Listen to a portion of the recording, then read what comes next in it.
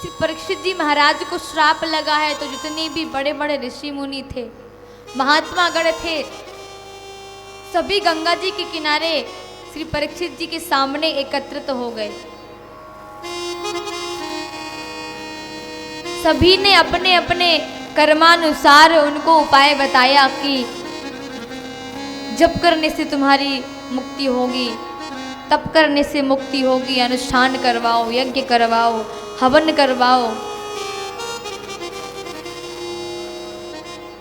जैसा जो ऋषि अपना कर्म करते थे उसी के प्रकार श्री परीक्षित जी महाराज को उन्होंने उपाय बताए। किंतु तभी श्री नारद जी ने कहा कि परीक्षित जी, इन सब से तुम्हारी मुक्ति नहीं होगी। तुम्हारी मुक्ति जो व्यास जी के पुत्र हैं श्री सुखदेव जी भगवान, तुम्हारी मुक्ति का उपाय केवल वही बता सकते हैं।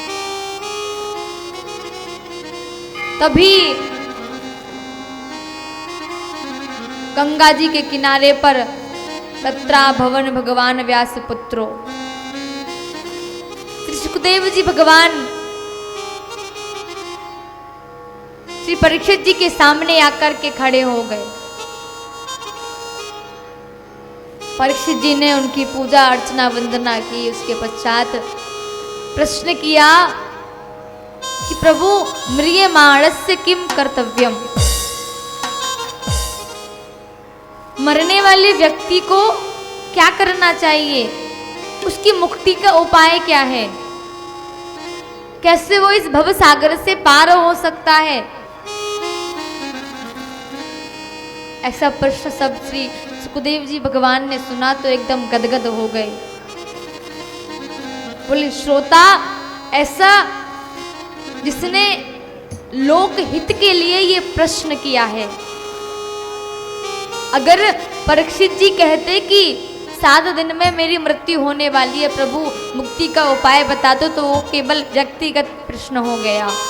उन्होंने तो कहा था कि मरने वाले व्यक्ति को क्या करना चाहिए, 7 दिन में मरने वाले व्यक्ति की मुक्ति का उपाय क्या है। जब ऐसा श्री परीक्षित जी ने कहा तो सुखदेव जी ने कहा,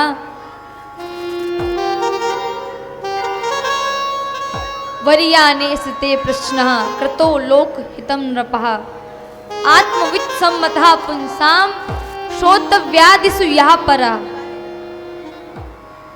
बोले, अरे परीक्षित, तुमने जो प्रश्न किया है ना, ये केवल तुम्हारे लिए प्रश्न नहीं है, पूरे जगत के कल्याण के लिए है। क्योंकि तुमने पूछा है मरने वाले की मुक्ति का उपाय क्या है, 7 दिन में मरने वाले को क्या करना चाहिए। और जहां तक मैं जानता हूं तो इस विश्व में, इस भव सागर में, इस भूलोक में कोई भी व्यक्ति अपनी मुक्ति का उपाय नहीं पूछता है। सब अपने अपने परिवार में लगे हुए हैं। निद्रया ह्रियते नक्तम विवाहेन च वावयः। दिन को धन दौलत इकट्ठा करने में और रात्रि को सोने में या स्त्री प्रसंग में बिता देते हैं। किंतु ये कोई नहीं सोचता कि जब हम मर करके जाएंगे, भगवान हमसे पूछेंगे, मनुष्य का जन्म मिला था, तुमने क्या किया। भगवान पूछेंगे तो हम क्या कहेंगे भगवान को, ये कोई नहीं सोचता। किंतु तुम्हारा जो ये प्रश्न है बहुत मंगलमय है, बहुत दिव्य है। और परीक्षित, मरना तो सभी को 7 दिन में ही है, क्योंकि 7 ही दिन होते हैं, रवि सोम मंगल बुध गुरु शुक्र शनि।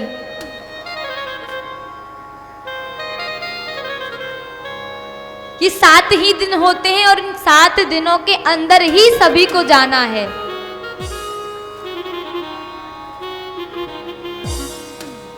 मनुष्य कोई चाहता ही नहीं है कि हम जल्दी मर जाएं। और अगर चाहता तो प्रत्येक प्राणी के मुख पर भगवान नाम संकीर्तन होता। अपने अपने कल्याण की चिंता सभी को होती। और ये कैसे होगा? भगवान में प्रीति कैसे होगी? तो श्रोतव्या कीर्तितव्यश्च, पहले भगवान की कथाओं को सुनो, उनकी कीर्ति का गान करो, भगवान के नाम को अपने मुख से बार बार उच्चारण करो। संत कहते हैं श्वास श्वास पर नाम रट,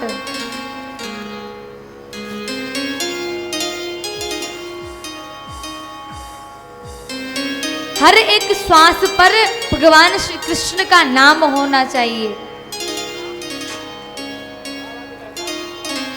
क्योंकि जब प्रत्येक सांस पर भगवान का नाम होगा ना, तो मृत्यु कभी भी आ जाए कोई चिंता नहीं है, क्योंकि भगवान का भजन कर रहे हैं तो जाएंगे सीधे भगवान के धाम को ही। और परीक्षित, जो राजा खटवांग थे ना, खटवांगो नाम राजर्षे ज्ञात्वे अंता महायुषा, जो राजा खटवांग थे उन्होंने तो एक घड़ी में, एक मुहूर्त में अपनी मुक्ति का उपाय कर लिया, भगवान के धाम को प्राप्त कर लिया। और तुम्हारे पास तो अभी पूरे 7 दिन शेष बचे हैं। जब उन्होंने एक घड़ी में अपनी मुक्ति कर ली, तो क्या तुम 7 दिन में अपनी मुक्ति नहीं कर पाओगे?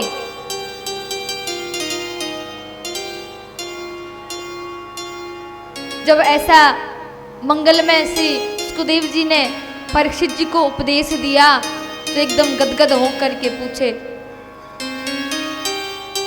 कि प्रभु, हम तो चाहते हैं कि भगवान का भजन करें, किंतु मन कहता है भगवान का भजन मत करो, विषयों को भोगो। एक और संसार की वासनाओं के लिए भोगने को कहता है, एक और भगवान को भजने को कहता है, तो किसको करना चाहिए? भगवान का भजन हम कैसे कर सकते हैं? भगवान को कैसे पा सकते हैं? अपने मन को ठाकुर जी के चरणों में कैसे लगाना चाहिए? कैसे लगाएं? क्योंकि ये मन बहुत ढीठ है, इसको कितना भी डांटो फटकारो, किंतु लगेगा विषयों के भोगों में ही।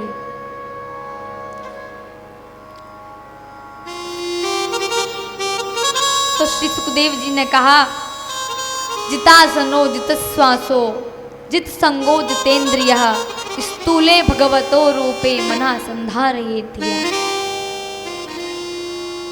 परीक्षित, उसके लिए पहले तुम्हें अपने आसन को जीतना होगा। जितासनो,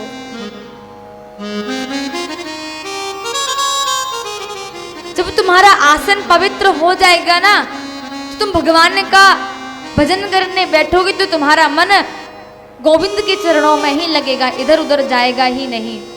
तो सबसे पहले अपने आसन को जीतो। जिस आसन पर सुख पूर्वक तुम बैठ सको, उस आसन का बैठने के लिए प्रयोग करो। फिर अपनी श्वास को जीतो। सुबह उठते ही प्राणायाम करो, व्यायाम करो। उससे एक तो हमारा मन पवित्र होगा, दूसरा भगवान के चरणों में जब हम अपनी श्वास को रोकेंगे तो भगवान के चरणों में ध्यान जाएगा, भगवान के ऊपर ध्यान जाएगा, जिससे भजन करने में आसानी होगी।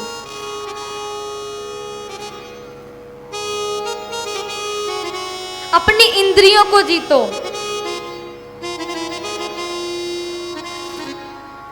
क्योंकि आंख कहती है बढ़िया बढ़िया दृश्य देखो, कान कहते हैं बहुत अच्छी अच्छी बातें सुनो, किंतु ये नहीं कहते कि भगवान की कथा सुनो। जीव कहती है स्वादिष्ट पकवान खाओ, स्वादिष्ट भोजन करो। अगर आपके सामने बढ़िया मिठाई रखी हो तो खाने से कोई मना करेगा? कोई नहीं मना करेगा, क्योंकि हमारी इंद्रियों पर काबू नहीं है। जब इंद्रियों पर काबू हो जाएगा तो जैसे हम उनको मोड़ेंगे, जिधर मोड़ेंगे भगवान की ओर मोड़ेंगे तो भगवान की ओर लगेंगे, भगवान के दर्शन करने में नेत्र लगेंगे, कान भगवान की कथा श्रवण करेंगे और जिह्वा से भगवान के नाम का उच्चारण होगा।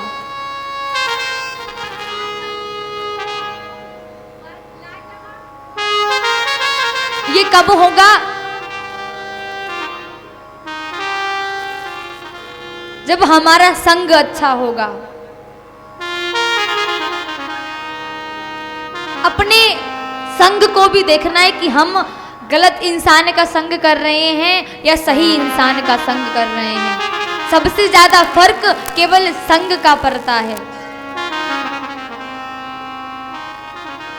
अगर साधु महात्माओं का संग करेंगे तो भगवान के भजन में मन लगेगा, और अगर शराबी का संग करेंगे तो शराब ही पीने लगेंगे, भजन वाले का संग करेंगे तो भजन ही करने लगेंगे।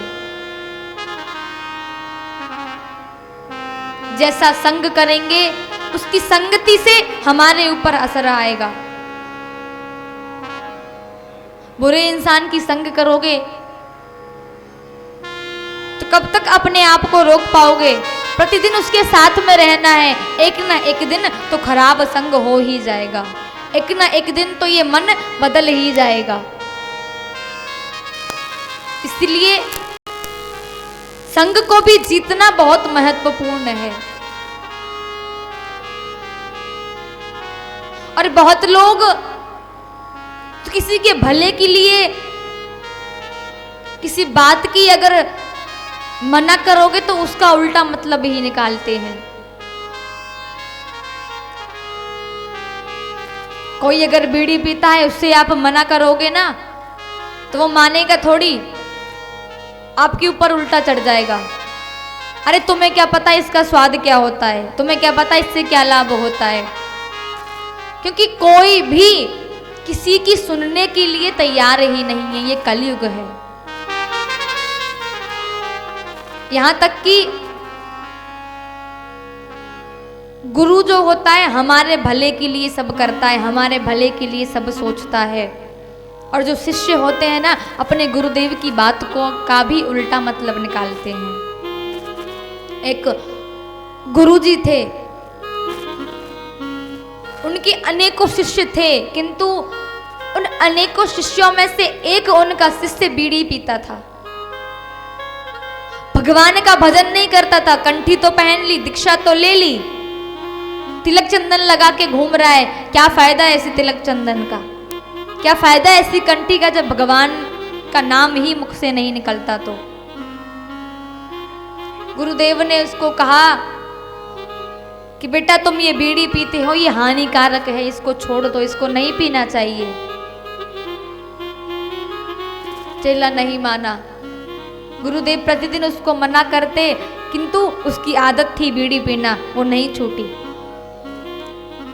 अब गुरुदेव ने सोचा कि रोज रोज कहना हमें भी अच्छा नहीं लगता, इसको भी सुनने में अच्छा नहीं लगता होगा, तो कोई उपाय निकालना पड़ेगा। तो गुरुजी ने अपने शिष्य को कहा कि देखो, सप्ते में 7 दिन होते हैं, तो उन 7 दिन में से तुम 6 दिन बीड़ी मत पिया करो, केवल रविवार के दिन बीड़ी पिया करो। रविवार के दिन जितनी पीनी है पी लो। बोले 6 दिन नहीं पिएगा तो आदत छूट ही जाएगी। अब जो चेला था उसको गुरुजी की बात थोड़ी समझ में आई। 6 दिन तो नहीं पी। जैसे ही रविवार का दिन आया, सभी अपने सहपाठियों को लेकर के बोला, अरे चलो चलो बीड़ी पीते हैं। बोले ये तो गलत बात है गुरुजी, इसकी मना करते हैं, ये बहुत हानिकारक है। तो चेला ने कहा, गुरुजी ने कहा है रविवार के दिन बीड़ी पीने का बहुत बड़ा महत्व है। गुरुजी ने उसको उसको किस लिए मना किया? ताकि छेद नहीं पिएगा, आदत छूट जाएगी। और उसने उसका उल्टा मतलब निकाला। जितने भी अपने सहपाठी थे, गुरु भाई थे, सभी को ला करके रविवार के दिन बीड़ी पिलाने लगा। तो उसका संग करके जितने भी गुरुजी के शिष्य थे सभी बीड़ी पीने लगे। गुरुजी को क्रोध आया और उन्होंने अपने आश्रम से उनको निकाल दिया। बोले अगर इसके साथ में जितने भी रहेंगे सब बिगड़ जाएंगे, सबकी संगत खराब हो जाएगी, फिर गुरुकुल में रहने का फायदा ही क्या रहेगा। गुरुकुल में बच्चों को इसलिए रखा जाता है ताकि कुछ संस्कार उनके अंदर आए, कुछ धर्म की बातें, कुछ ज्ञान आए उनके अंदर। किंतु हम लोग गुरुजी की बात का भी उल्टा ही मतलब निकालते हैं, तो ऐसा नहीं करना चाहिए। सुखदेव जी ने कहा कि देखो, जो मनुष्य भगवान का भजन नहीं करते ना, जो जिनके कान भगवान की कथा नहीं सुनते, जिनकी जिह्वा से भगवान का नाम नहीं निकलता, ऐसे मनुष्य पशु के तुल्य माने गए हैं। श्री गोस्वामी तुलसीदास जी कहते हैं, जिन हरि कथा सुनी नहीं कान्हा, श्रवण रंध्र अहि भवन समाना।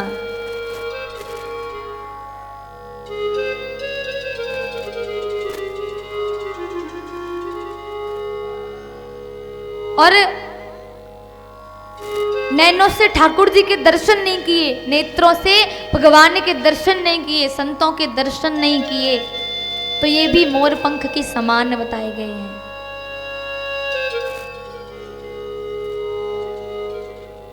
जिन हरि कथा सुनी नहीं काना, जिन हरि कथा सुनी नहीं काना, जिन हरि कथा सुनी नहीं काना, जिन हरि कथा सुनी नहीं काना, श्रवण रंध्र अहि भवन समाना, श्रवण रंध्र अहि भवन समाना, श्रवण रंध्र अहि भवन समाना, श्रवण रंध्र अहि भवन समाना, नयन ही संत दरस नहीं देखा, नयन दरस नहीं देखा, नयन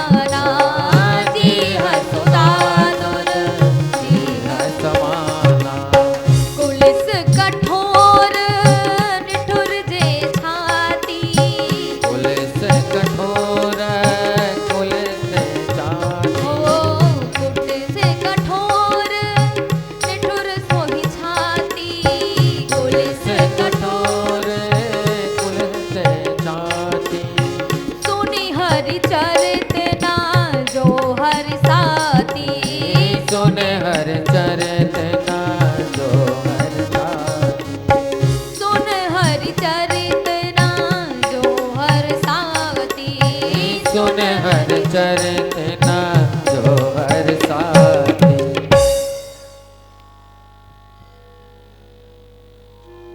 श्री परीक्षित जी महाराज को सुखदेव जी भगवान ने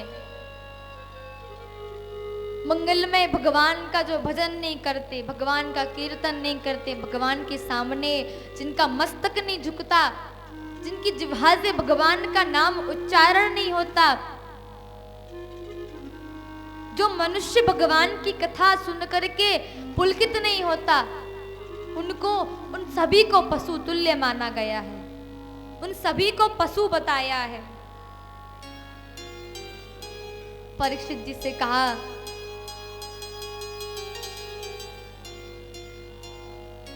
कि देखिए, भगवान का भजन अगर आपको एकांत में बैठकर नहीं किया जा रहा है ना, तो ये पूरा जो विश्व है, पूरा संसार है, ये भगवान का ही स्वरूप है। अगर आपका मन स्थिर नहीं है, भगवान की माला नहीं जप सकता, तो इस पूरे संसार में भगवान का ही दर्शन करना चाहिए। क्योंकि पाताल में तस्य हि पादमूलम् पठन्ति पार्श्वे प्रपदे रसातलम् महातलं वे स्वसृजोत्कुल्पौ तलातलं वे पुरुषस्य जङ्घे। ये जो पूरा विश्व है, पूरा संसार है, ये सभी भगवान का स्वरूप है, भगवान का स्थूल रूप है। भगवान के दो स्वरूप होते हैं, एक सूक्ष्म रूप और एक स्थूल रूप। तो जो ये विश्व है, भगवान का स्थूल रूप है। जहां तक संसार में दृष्टि पड़ रही है, जहां तक हमें दिखाई दे रहा है, मानो ये परमात्मा का ही स्वरूप है।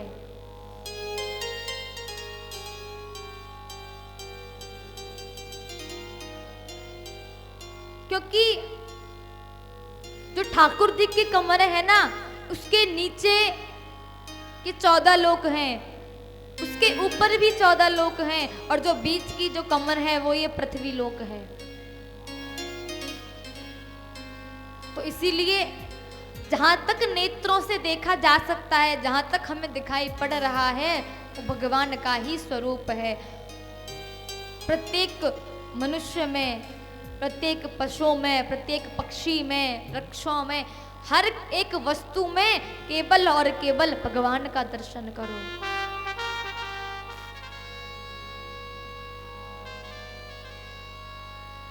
और परीक्षित, क्योंकि बहुत से लोगों के मन में ये विचार होता है, कोई कहता है महादेव बड़े हैं, भगवान शंकर बड़े हैं, कोई कहता है भगवान कृष्ण बड़े हैं, कोई कहता है श्री राम जी बड़े हैं, कोई कहता है माता बड़ी है। पर बड़ा कौन है? उपासना किसकी करनी चाहिए? तो उन्होंने कहा, ठाकुर जी ने ना, जो हमारी मांग है, जो हमें चाहिए, उसकी उपासना करो। अगर अन्न ज्यादा चाहिए तो माता अदिति की उपासना करो, सौंदर्य चाहिए, सुंदर रूप चाहिए तो गंधर्वों की उपासना करो, और विद्या चाहिए तो भगवान शंकर की उपासना करो। और तुम्हें कुछ चाहिए ही नहीं, केवल और केवल भगवान चाहिए, भक्ति चाहिए, तो भगवान नारायण की उपासना करो। अकामो सर्व कामो वा मोक्ष कामा उदारदि तीव्रेण भक्ति योगेन यजेत पुरुषाः परम। तुम्हें केवल और केवल भक्ति ही चाहिए तो भगवान नारायण की उपासना करो, जिन्होंने इस सृष्टि को रचा है।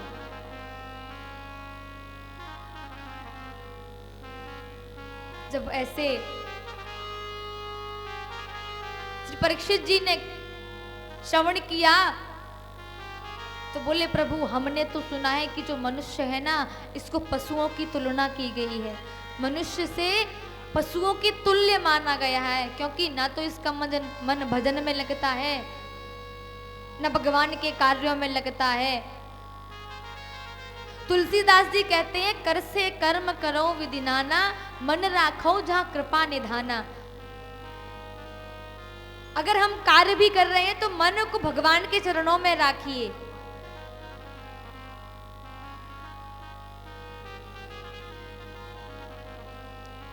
किंतु जो ये मन है भगवान की ओर मुड़ता ही नहीं है। माया ने हमारे मन पर कब्जा कर रखा हुआ है।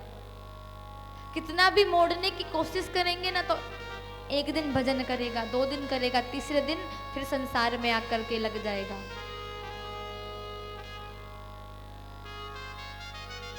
तो मनुष्य को पशु की उपमा दी गई है। पहली उपमा दी गई है कुत्ते की, श्वान की। मनुष्य क्या करता है? इधर उधर धंधों के कामों में घूमता है, किंतु भगवान के चरणों में अपने भजन को, अपने मन को नहीं लगाता, भगवान का भजन नहीं करता। कुत्ता भी क्या करता है? इधर उधर पूरी गांव में घूमेगा, और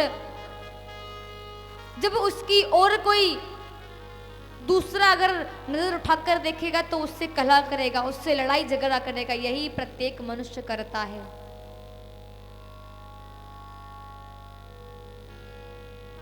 और जिस मनुष्य को थोड़ी सी मान प्रतिष्ठा मिल जाए, थोड़ी सी उसके पास में धन दौलत आ जाए, माया आ जाए, तो ऊंट की तरह सिर उठा करके चलता है, अभिमानी हो जाता है। और जीवन भर गधे की तरह भार ढोता है, किंतु ये कभी नहीं सोचता कि हमारा उद्धार कैसे होगा। गधा जो है जीवन भर उसका भार ढोने में निकल जाता है। ऐसे ही हमारा है, ऐसे ही मनुष्य हैं। परिवार में स्त्री में लगे रहेंगे। अगर किसी को कहोगे कि भजन कर लो, अब तुम्हारी उम्र नहीं है काम धंधे करने की, तो क्या कहता है? महाराज जी बस नातिन की शादी और हो जाए फिर तो भजन ही करना है। अरे ये तो देखो, नातिन की शादी से पहले तुम मर गए, तो भगवान का भजन कब करोगे?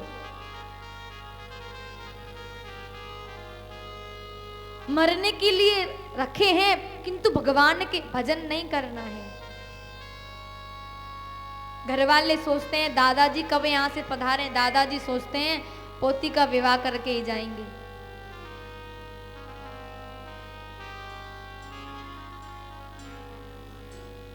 तो ये हालत प्रत्येक मनुष्य की इस कलयुग में हो रही है। अरे जैसा कार्य हम करते हैं ना, वैसा तो पशु भी करते हैं, खाते हैं और संतान पैदा करते हैं। पशु कोई भजन कर पाते हैं क्या? भगवान ने हमें मनुष्य की देह दी है, किस लिए? ताकि 84 लाख योनियों में भटकना ना पड़े, भगवान का भजन करें। जैसे हम कार्य करते हैं वैसे कार्य तो मनुष्य पशु भी कर लेते हैं। जब पशुओं जैसा ही काम करना था तो फिर ये मनुष्य योनि क्यों प्राप्त की?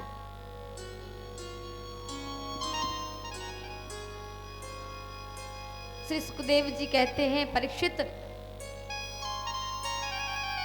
भगवान की कथा में हर किसी का मन नहीं लग पाता, और जिसका मन एक बार ठाकुर जी के चरणों में लग जाए, गोविंद के चरणों में लग जाए, वो इस भव सागर से, संसार सागर से पार हो जाता है।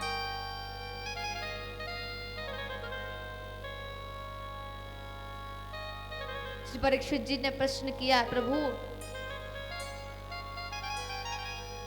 हमने तो सुना है कि ठाकुर जी ने ही इस विश्व का, इस सृष्टि की रचना की है, वो कैसे की?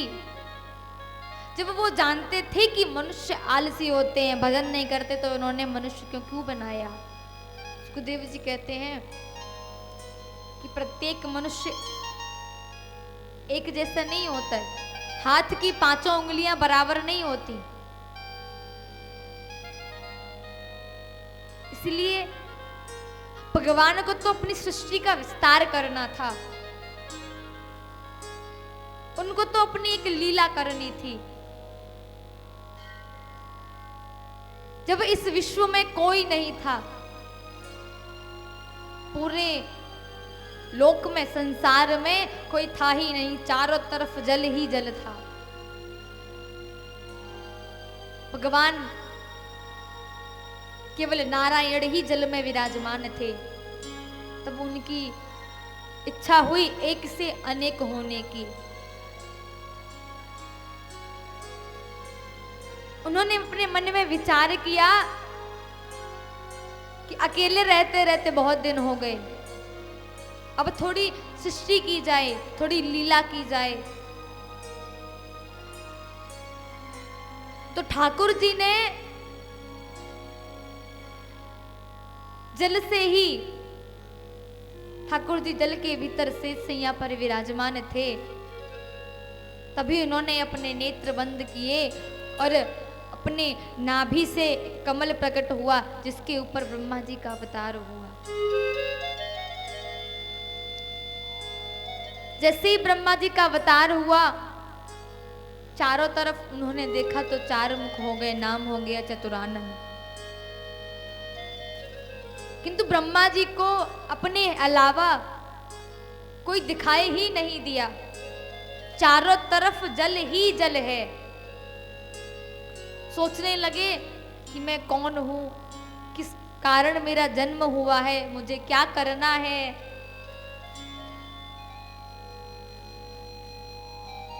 तो ब्रह्मा जी ने जब कमल के नाल को देखा तो सोचने लगे कि इसी के भीतर जाकर के तपस्या करनी चाहिए। तो ब्रह्मा जी उस कमल के नाल के भीतर जाकर के खोजने लगे, भगवान की तपस्या करने लगे। जब तपस्या से भगवान प्रसन्न हुए तो आकाशवाणी हुई, उनको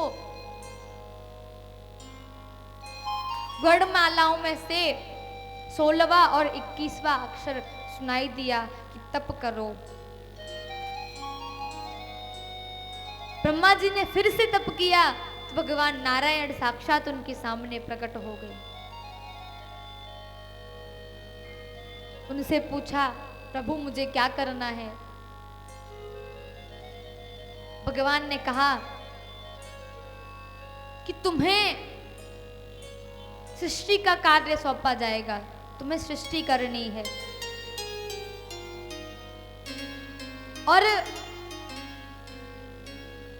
अनेक पशु पक्षियों को तुम्हें ही बनाना है। ब्रह्मा जी ने कहा, प्रभु मुझे तो कोई ज्ञान नहीं है, कैसे क्या होगा? तो भगवान श्री नारायण ने, श्री हरि ने उनको चतुश्लोकी भागवत का उपदेश दिया। जब श्री नारद जी ने एक बार अपने पिताजी को, श्री ब्रह्मा जी को ध्यान करते हुए देखा, ध्यान मग्न देखा,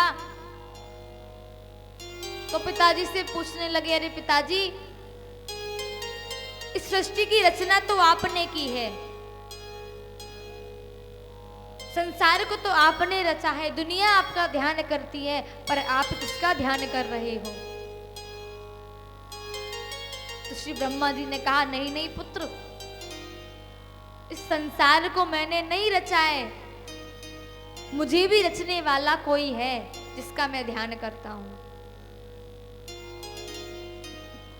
बोले प्रभु वो कौन है? बोले वो भगवान नारायण है, इन्होंने इस सृष्टि की रचना की है, सृष्टि को रचा है, जो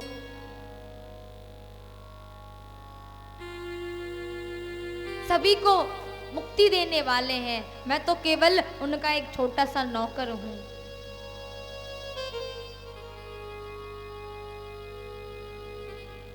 जब ब्रह्मा जी को सृष्टि का आदेश मिला,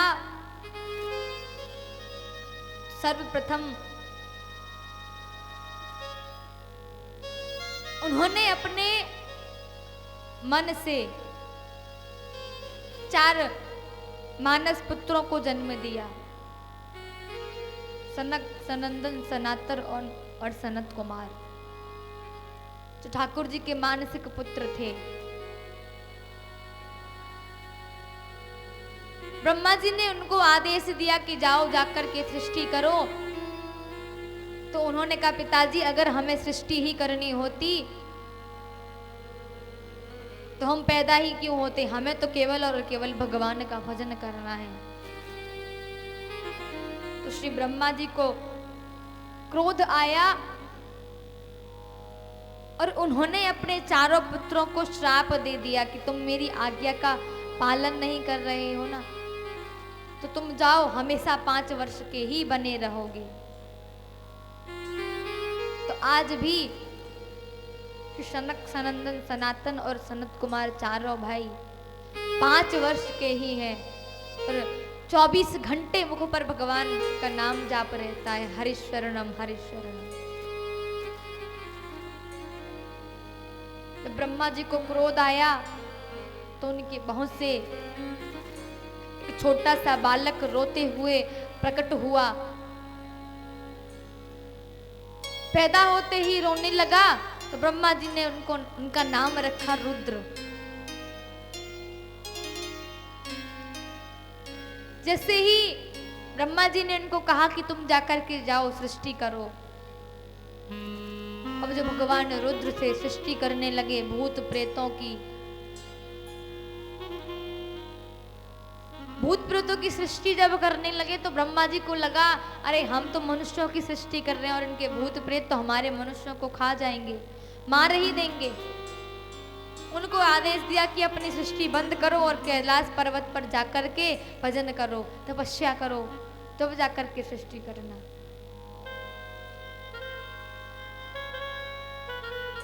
इधर भगवान रुद्र को तपस्या करने का आदेश दिया। फिर श्री ब्रह्मा जी ने अपने प्रत्येक अंग से 10 ऋषियों का जन्म किया, 10 पुत्रों का जन्म किया। जो श्री नारद जी हैं वो ब्रह्मा जी की गोद से जन्मे।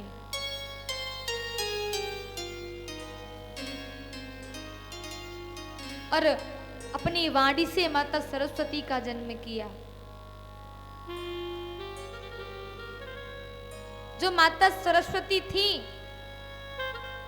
बहुत सुंदर थी, बहुत सौंदर्य था उनका। ब्रह्मा जी ने अपनी पुत्री को देखा तो उनके ही पीछे कामातुर होकर के भागने लगे। जब उनके पुत्रों ने, बड़े बड़े ऋषियों ने समझाया कि पिताजी ये आपकी पुत्री हैं, ये आप क्या कर रहे हो, तो ब्रह्मा जी को ग्लानि हुई और उन्होंने अपने उस शरीर को त्याग दिया।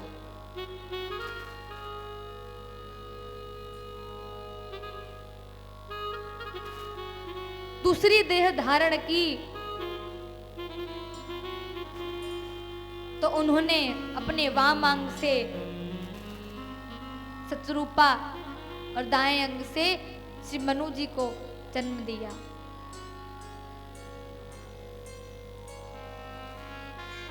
जो श्री मनु जी महाराज हैं उन्हीं से मनुष्यों की सृष्टि हुई। जितने भी मनुष्य हैं सब मनु की संतान हैं। उनको श्री ब्रह्मा जी ने आदेश दिया कि प्रभु जाकर के आप सृष्टि कीजिए। मनु जी महाराज ने कहा भगवान सृष्टि तो जब करेंगे तब कहीं जगह हो, यहाँ चारों तरफ तो जल ही जल है, हम कहाँ जाकर के सृष्टि करें। ऐसा कोई स्थान तो दिखाई दे जहां हम सृष्टि कर सकें, क्योंकि जो जब पृथ्वी लोक था, धराधाम था,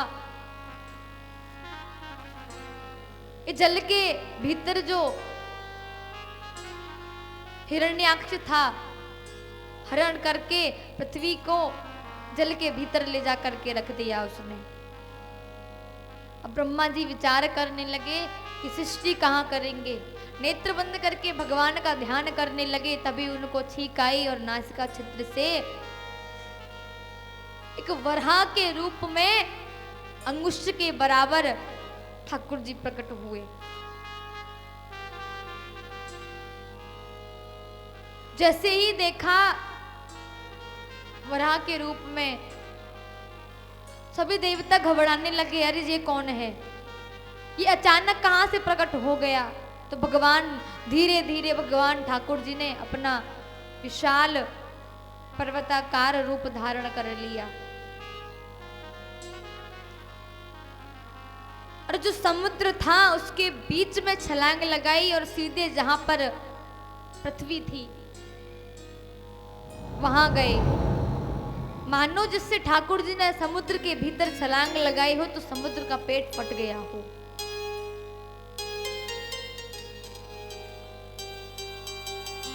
भगवान वहां पर गए, भीतर जाकर के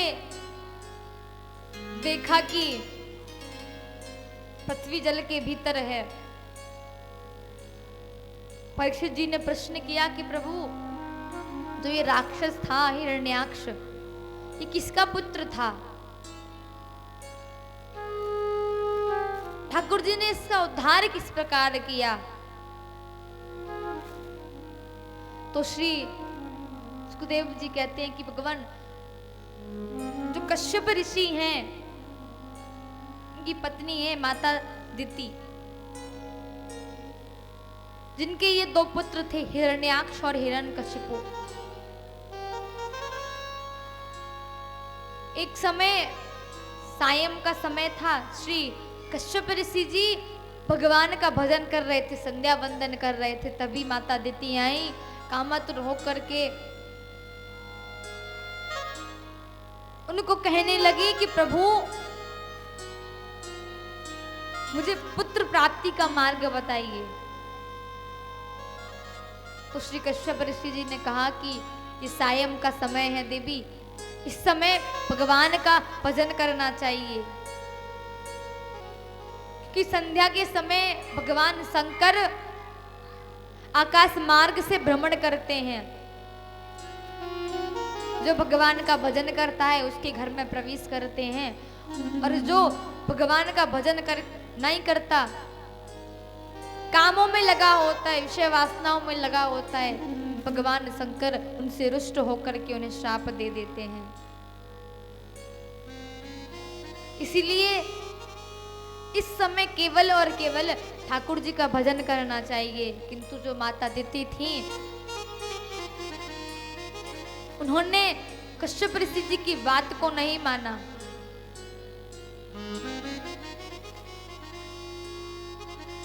जब बात को नहीं माना तो उन्हें भी, ऋषि को भी उनको मनोरथ उनका पूर्ण करना पड़ा। अब जैसे ही भगवान शंकर वहां से चले गए, कश्यप जी थे, उन्हें भी क्रोध आया और उन्होंने भी श्राप दे दिया, जो तुम्हारी संतान होगी ना वो बहुत बड़े राक्षस होंगे। तुमने राक्षसों की भांति कार्य किया है,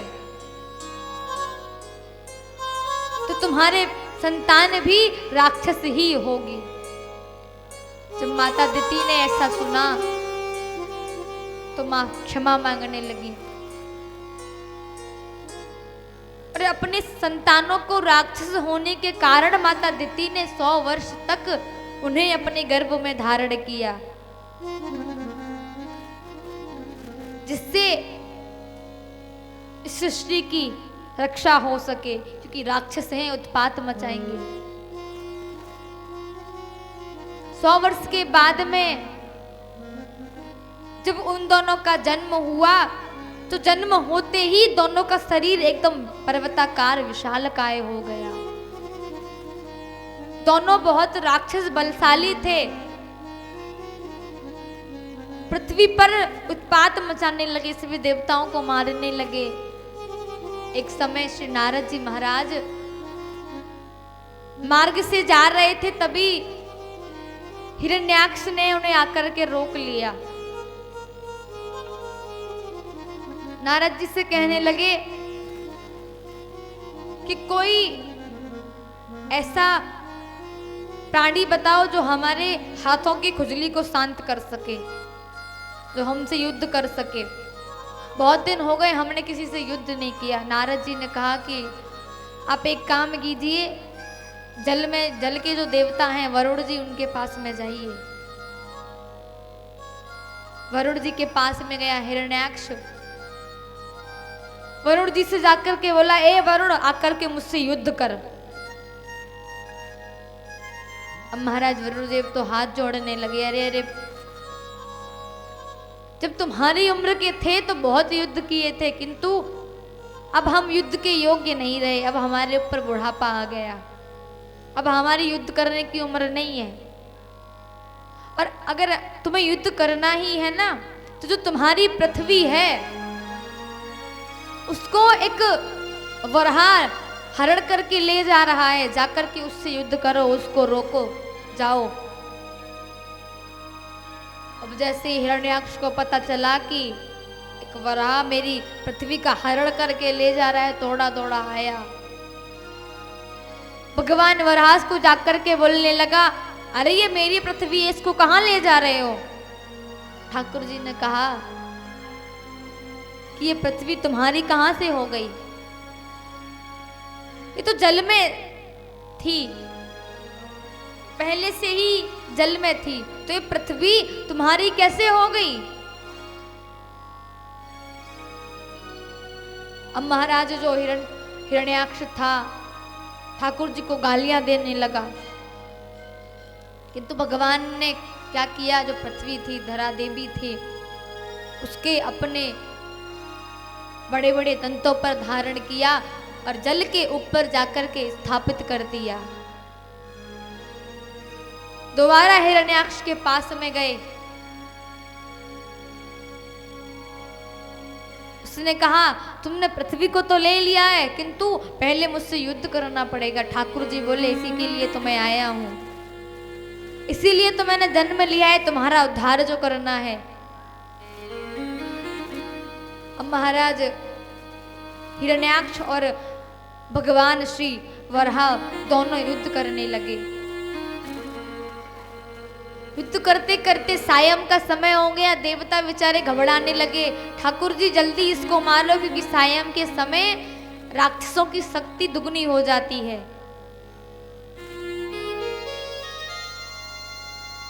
भगवान ने उसके कनपटी के नीचे एक मुष्टिका का प्रहार किया और उसका गोविंदाय नमो नमः हो गया। वो पृथ्वी पर गिर गया। जैसे ही गिर गया, अब इधर देवता देख रहे हैं ठाकुर जी ने राक्षस का वध किया है, इनकी स्तुति करें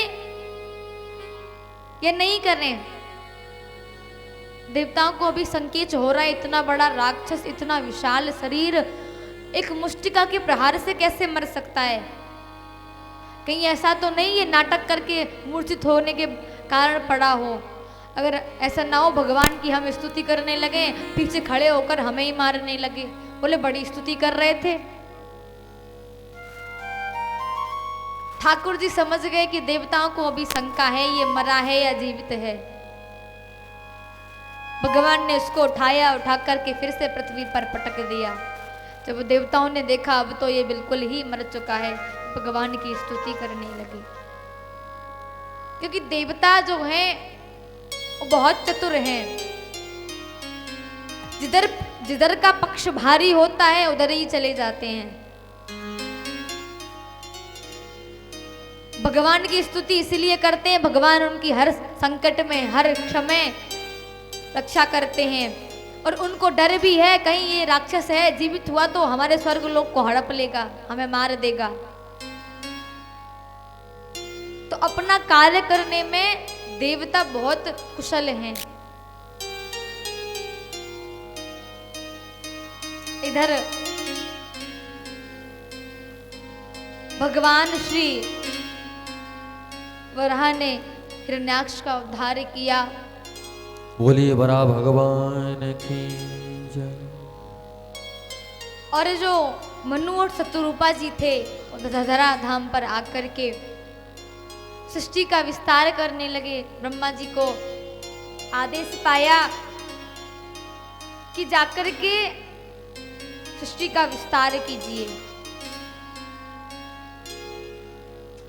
तो पृथ्वी पर आकर के सृष्टि का विस्तार करने लगे। सर्वप्रथम उन्होंने 3 कन्याओं को और 2 पुत्रों को जन्म दिया,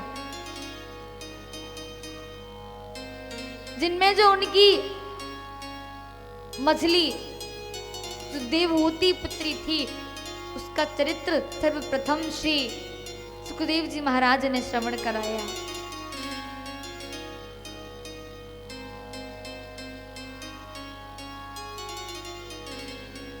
उसके पश्चात श्री सुखदेव जी कहते हैं जब ठाकुर जी हमारे धराधाम को चले गए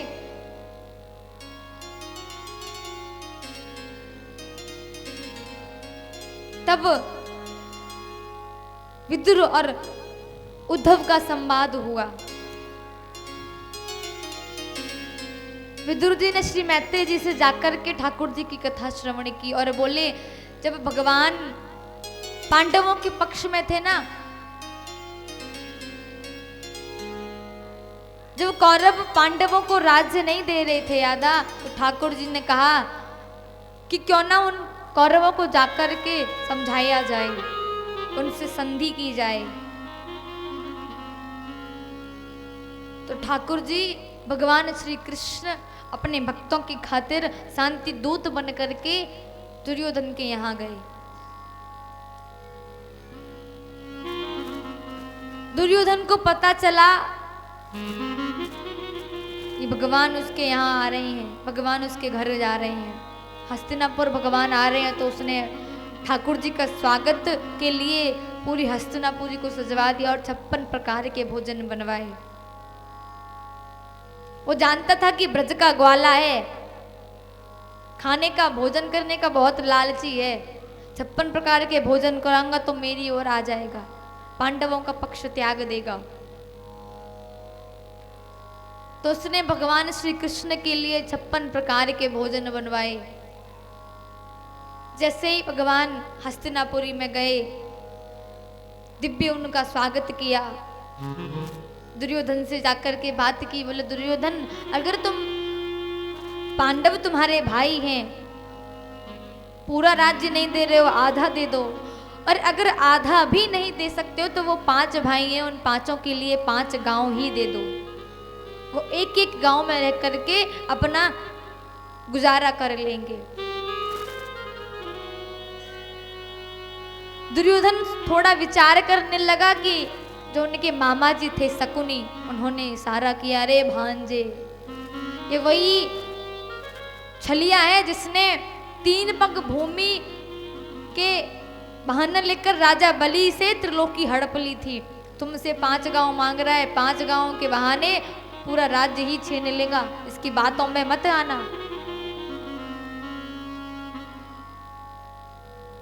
दुर्योधन जैसे ही विचार करने लगा, ठाकुर जी से बोला, अरे युद्ध के बिना तो हम 5 गांव क्या, एक सुई की नोक के बराबर भी भूमि नहीं देंगे, तुम्हें जो करना है कर लो।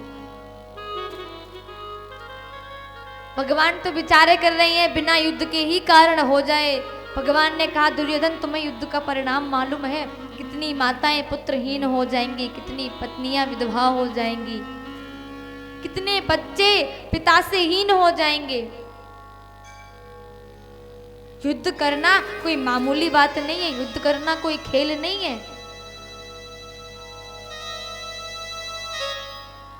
जहां तक हो सके युद्ध ना करके शांति से इस मामले को सुलझा लिया जाए तो अच्छा है।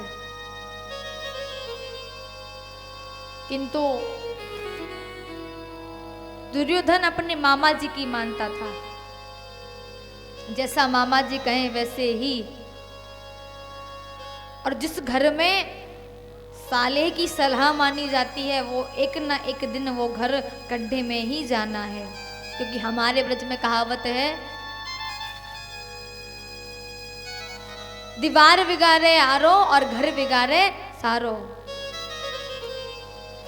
दीवार में ज्यादा अलमारियां लगवा देंगे तो दीवार कहीं नहीं बचेगी, और घर में साले की सलाह मानेंगे तो वो घर बिगड़ जाएगा, घर एक न एक दिन गड्ढे में जाएगा ही जाएगा।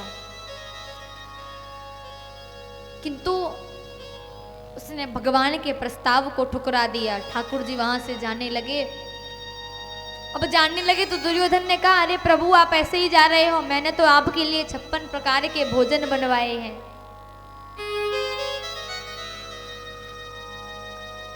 इन भोजनों का क्या होगा, इन भोजनों को कौन ग्रहण करेगा? ठाकुर जी बोले, देखो दुर्योधन, भोजन 3 जगह ही करना चाहिए। एक तो जहां प्रेम हो, दूसरे तुम्हें बहुत जोर से भूख लगी हो, और तीसरे जिस कार्य के लिए तुम आए हो वो कार्य पूर्ण हो गया हो तो भोजन कर लेना चाहिए। किंतु यहाँ तो मुझे तीनों में से कोई भी नहीं नजर आ रहा है। ना तो तुम्हारे भीतर प्रेम है जो मैं भोजन कर लूं तुम्हारे प्रेम को देख करके, ना मुझे भूख लगी है, और जिस कार्य के लिए मैं आया था ना वो कार्य पूर्ण हुआ है।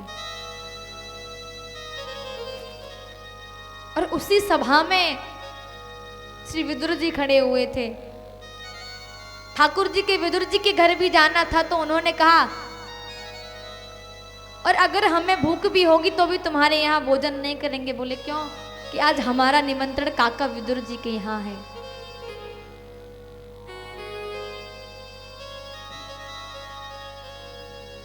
इधर विदुर जी ने सुना कि अरे मैंने तो इनको निमंत्रण दिया ही नहीं। तो मेरे बड़े सौभाग्य की बात है कि ठाकुर जी आज स्वयं चल कर के मेरी कुटिया में पधारेंगे। दौड़े दौड़े गए, विदुरानी को जाकर के कहा, अरे तुम्हें पता है आज हमारे गोविंद, आज हमारे ठाकुर जी हमारी कुटिया में पधारेंगे, वो भी भोजन करेंगे, जल्दी से भोजन की व्यवस्था करो। इधर श्री विदुर जी ठाकुर जी के लिए, ठाकुर जी को माखन मिश्री अत्यंत प्रिय है, माखन मिश्री लेने गए। इधर ठाकुर जी श्री विदुर जी के यहाँ पर आ गए।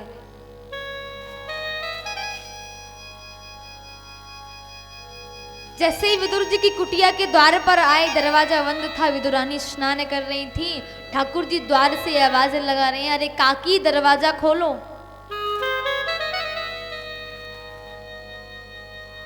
जैसे ही विदुरानी ने ठाकुर जी की आवाज सुनी,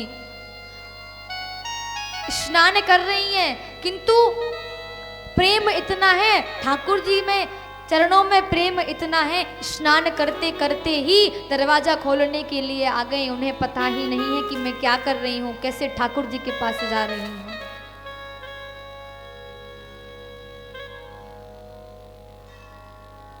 ठाकुर जी ने देखा काकी तो स्नान कर रही है, स्नान करते ही दौड़ी दौड़ी आ गई। तो भगवान श्री कृष्ण ने अपना पीताम्बर उतार करके अपनी काकी को दिया।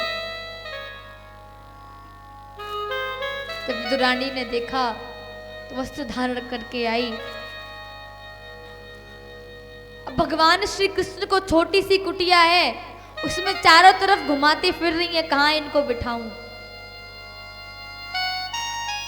हृदय में प्रेम बहुत है, किंतु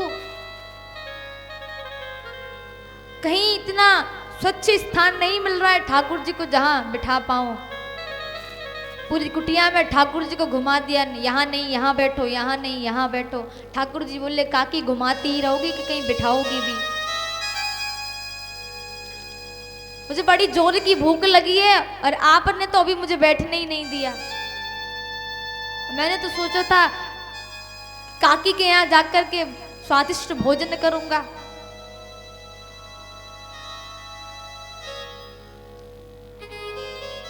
तो श्री विदुरानी जी ने भगवान श्री कृष्ण को एक कोने में बिठा दिया। ठाकुर जी बोले, काकी बड़ी जोर की भूख लग रही है, अब जल्दी कछु खावे को लेके आओ। अब विदुरानी के घर में तो कुछ नहीं था, कदली के वन में रहती थी, जहाँ केले के ही वृक्ष थे केवल। तो बोली, ठाकुर जी प्रभु घर में और कुछ तो है नहीं, आपके काका जी भोजन लेने गए हैं, किंतु यहाँ तो केले ही हैं। भगवान बोले कुछ नहीं है तो मुझे कम से कम केले ही खिला दो। श्री विदुरानी भगवान के लिए केले लेकर के आई। अरे प्रेम इतना है कि जो केले का सार है उसको पृथ्वी पर पटक रही है और छिलके ठाकुर जी को खिला रही हैं। ऐसे भगवान इतना प्रेम ठाकुर जी से, ऐसा प्रेम भगवान श्री कृष्ण ने देखा। ठाकुर जी जानते हैं मैं छिलके खा रहा हूं, किंतु भगवान ने भी उनको नहीं कहा काकी जी आप क्या कर रही हो, मुझे छिलके खिला रही हो। क्यों? क्योंकि उनके भीतर ठाकुर जी ने प्रेम देखा।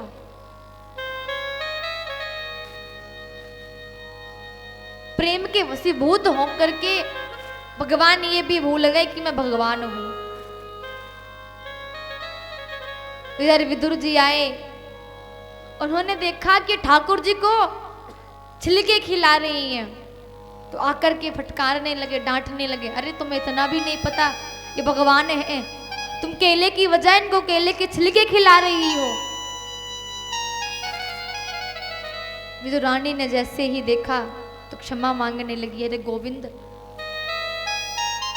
ये मुझसे कितनी बड़ी भूल हो गई। विदुर जी ने कहा प्रभु आप अब इन केले के छिलकों को मत खाइए, केले मत खाइए, मैं आपके लिए माखन मिश्री लेकर के आई हूं, इसको ग्रहण कीजिए। श्री विदुर जी अपने हाथों से प्रभु को माखन मिश्री खिलाने लगे तो ठाकुर जी ने कहा काका जी एक बात कहूं, बुरा ना माने तो। विदुर जी ने कहा कहिए प्रभु, कि जितना प्रेम जितना स्वाद काकी जी के छिलकों में था उतना प्रेम आपकी इस माखन में भी नहीं है। विदुर जी को आश्चर्य हुआ कि उन केलों के छिलकों में इतना स्वादिष्ट था, जबकि मैं तो इनके लिए माखन लेकर के आई हूं, ये उनको पसंद नहीं आया। भगवान कहते हैं मुझे मेवा मिष्ठान नहीं चाहिए, मुझे केवल और केवल प्रेम चाहिए। ठाकुर जी के सामने अगर 56 प्रकार के व्यंजन भी ला करके रख दोगे उनको भी ठुकरा देंगे केवल और केवल प्रेम के खातिर। भगवान को प्रेम से ही पाया जा सकता है। दुर्योधन ने ठाकुर जी को 56 प्रकार के भोजन दिए, ग्रहण नहीं किए। क्यों? क्योंकि प्रेम नहीं था, भाव नहीं था। ऐसी ठाकुर जी ने दिव्य लीला की। तो हम लोगों को भी भगवान से क्या कहना है कि ठाकुर जी जैसे आपने विदुरानी के घर आकर के उनके हाथों से केले के छिलके आए, कम से कम हमारे घर भी तो एक बार आइए। भगवान जिस भक्त के हृदय में प्रेम देखते हैं वहां बिना बुलाए ही चले जाते हैं, और जिसके भीतर प्रेम नहीं है बुलाते बुलाते थक जाओगे, ठाकुर जी नहीं आएंगे।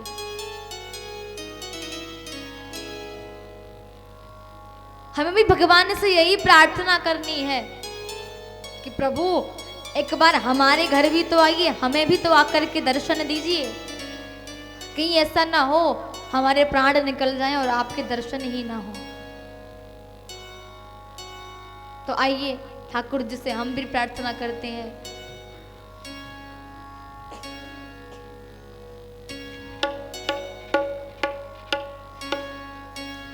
भक्तों के घर भी साबरे आते रहा करो, भक्तों के घर भी साबरे आते रहा करो, भक्तों के घर भी साबरे आते रहा करो, भक्तों के घर भी साबरे आते रहा करो। दर्शन के नैन बाबरे, दर्शन के नैन बाबरे, दर्शन दिया करो, दर्शन के नैन बाबरे, दर्शन के नैन बाबरे, दर्शन दिया करो। भक्तों के घर भी साबरे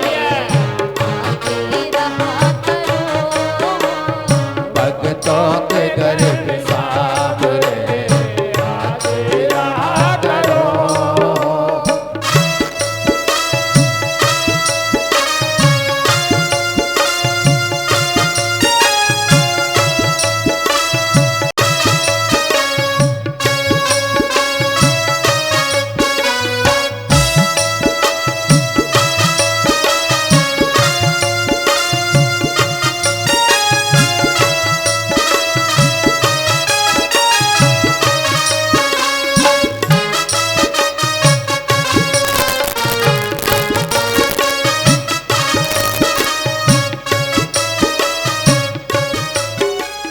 सूरत सलोनी आपकी आंखों में बस गई।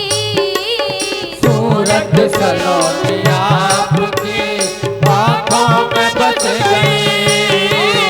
सूरत सलोनी आपकी आंखों में बस गई। सूरत सलोनी आपकी आँखों में बस गई। ऐसी झलक मिली हमें दीवाना कर गई। ऐसी झलक मिली हमें दीवाना कर गई। ओ ऐसी झलक मिली हमें दीवाना कर गई। ऐसी झलक मिली हमें दीवाना कर गई। क्या कहना है ठाकुर जी से?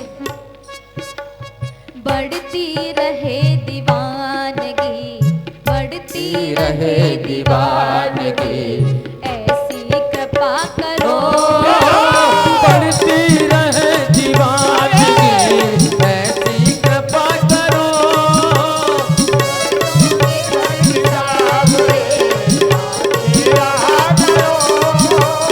भक्तों के घर पेशाब रे आते रहा करो।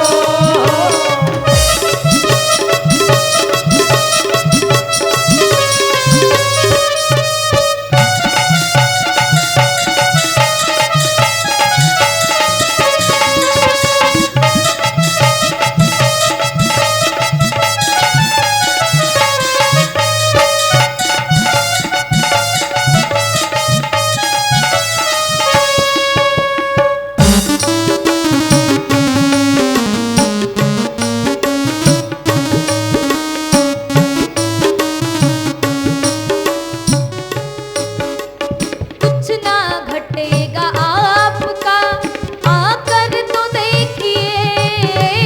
कुछ ना घटेगा आपका आकर तो देखिए। कुछ ना घटेगा आपका आकर तो देखिए। कुछ ना घटेगा आपका आकर तो देखिए। पल के बिछाई राह में हमने तेरे लिए। पल के बिछाई राह में हमने तेरे लिए। ओ पल के बिछाई राह में हमने तेरे लिए। पल के बिछाई